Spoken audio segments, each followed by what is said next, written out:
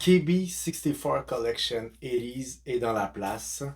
Aujourd'hui, je vais vous parler de mon expérience au musée de la civilisation à Québec sur l'histoire du hip-hop qui a plus de 40 ans.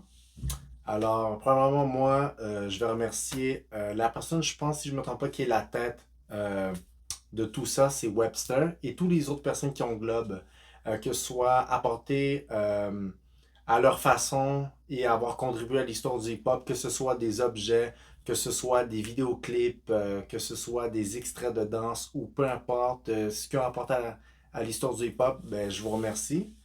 Puis, encore une fois, je conseille à toutes les personnes qui sont curieux, curieuses, qui aiment la culture, faire des activités, surtout à Québec, c'est un très bel emplacement, euh, d'aller visiter cet exposé-là. Puis il est là pendant quand même assez longtemps, jusqu'en novembre 2024, si je me trompe pas, du mardi du mardi, ouais c'est ça, du mardi au dimanche, c'est ouvert, je pense, environ 10h à 5h le soir. Puis les billets, ça varie par groupe d'âge et par groupe de personnes. Fait que c'est environ, si je ne me trompe pas, entre 19 et même pas 30 $. Puis vous pouvez faire le tour de cette partie-là du musée. Si vous êtes comme moi, puis vous regardez le moins de détails, ça va prendre 1h30, 2 heures. Sinon, vous pouvez survoler ça en même pas 30-45 minutes. Mais ça se fait très bien. Et de la façon que ça a été fait, dès que vous rentrez dans la place, vous êtes immergé par l'énergie puis par les décors. C'est tellement beau et bien fait. J'ai l'impression d'être dans un film. Ben, dans le fond, vous êtes dans un film. Puis la façon que c'est fait aussi, le chemin, ils vont vous donner un téléphone. Ben, c'est un téléphone avec des écouteurs parce qu'il y a des petites capsules auditives à écouter. Ça peut être en français, en anglais ou version originale. Puis quand vous voyez un petit onglet micro sur écouteur sur le mur, ça veut tout simplement dire qu'il y a quelque chose à écouter ou si vous êtes plus visuel, vous pouvez lire. Ça dépend de vous, il n'y a pas de problème. Puis, vous allez voir beaucoup d'objets, que ce soit du linge, que ce soit des vinyles, des collections, des trophées, tout autre chose. Je ne vais pas donner trop de détails. Il y en a beaucoup, c'est vraiment beau. Puis j'ai parlé avec certaines personnes. Bon, certaines personnes. Cholubi, si vous voulez, pour moi, c'est comme un enseignant, une encyclopédie vivante du hip-hop et de l'histoire du hip-hop, si vous voulez, au Québec. Et qui a vécu l'histoire aussi. Fait que, ou sinon, je l'appelle aussi l'homme aux 1000 radios également. Fait que, non, c'est très intéressant. Vous allez en prendre plus sur la culture, tout simplement pour le fun. Puis, même si que vous voulez pas trop entrer dans les détails, juste survoler et regarder avec les yeux ou lire les petits extraits, ça va être amplement suffisant.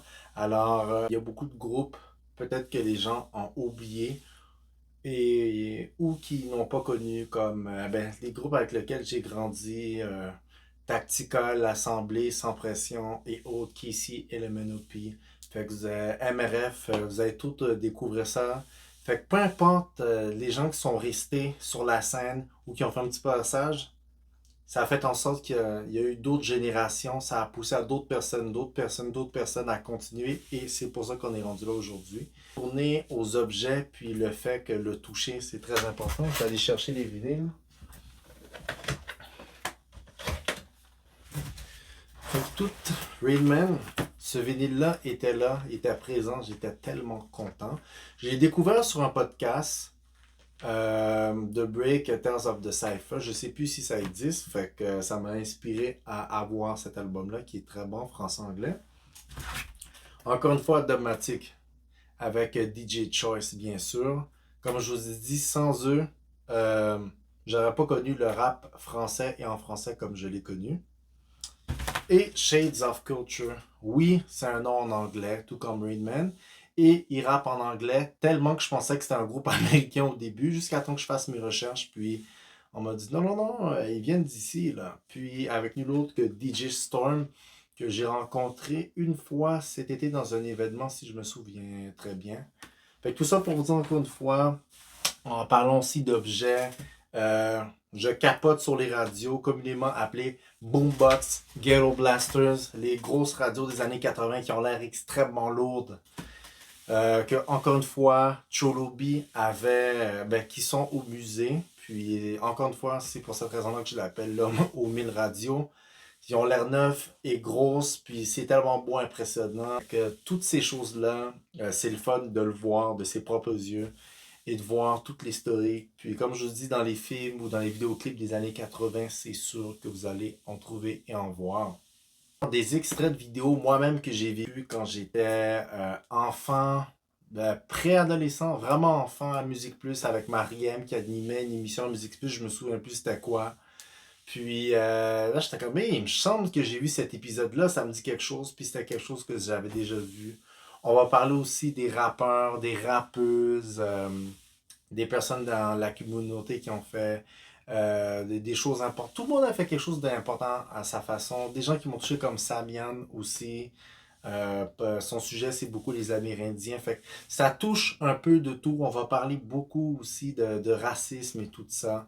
Fait que c'est très intéressant pour monsieur, madame, pour tout le monde, à tous les niveaux. Ça touche. Puis, moi, je conseille à tout le monde d'y aller pour faire une activité, une petite fin de semaine ou si vous faites une petite randonnée ou un petit passage à Québec. Je vous conseille d'aller là en famille.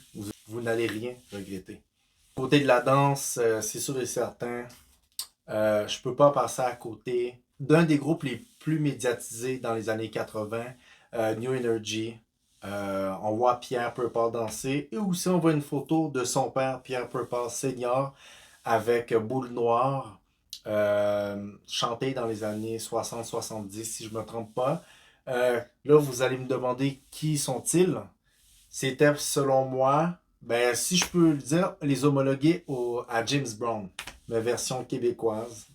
Fait que, il y a les Chaka Brothers aussi, dans les années fin 70, début 80, qui faisaient des spectacles aussi et qui dansaient pour Boule Noire.